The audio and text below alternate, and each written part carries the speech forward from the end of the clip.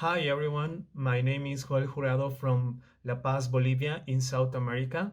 This is the assignment from week 1 in the course of Introduction on Musical Production in Coursera.org, and I will teach you the different types of microphones. I hope you enjoy it. Okay, let's begin. Here I have two different types of microphones. Condenser microphones, and also here we have dynamic microphones. There is also another type of microphone that is called ribbon microphones that I show you now in a picture because I don't have it.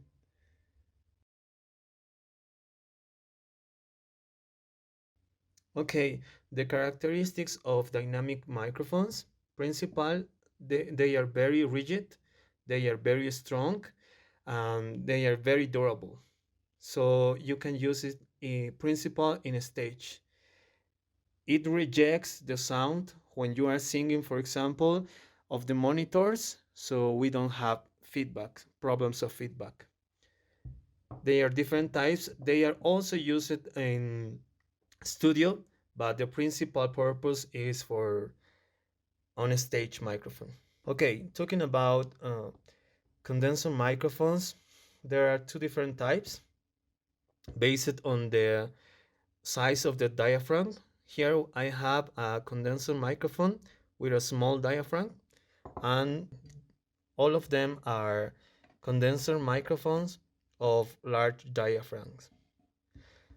The characteristics are they have a big amount of sensitivity, so they can record all the details on a voice or an instrument, and also they are very delicate, so need to have you need to be careful with these microphones.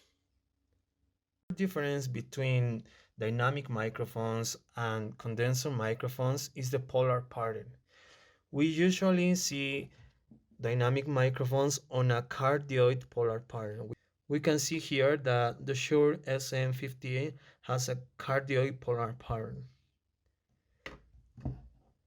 Talking about condenser microphones, not all of them have different polar patterns. For example, this Shure PG27 has a cardioid polar pattern.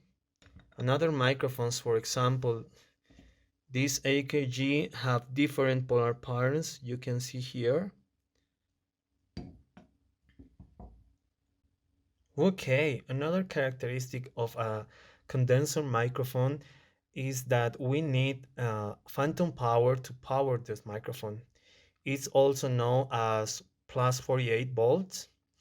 For using the dynamic microphones, we don't need any kind of phantom power. Or why they need power, talking about condenser microphones. So inside the mic, there are many circuits that need to be powered. That's the reason why we need to give them 48 volts of power. So for using a condenser microphone, we need 48 volts of powers. So we can find the button here on an interface. And also when we are using a mixing console, we can find the button of 48 volts to feed the condenser microphone. Here I have the button. So another type of microphones is the ribbon microphone, also known as ribbon velocity microphone.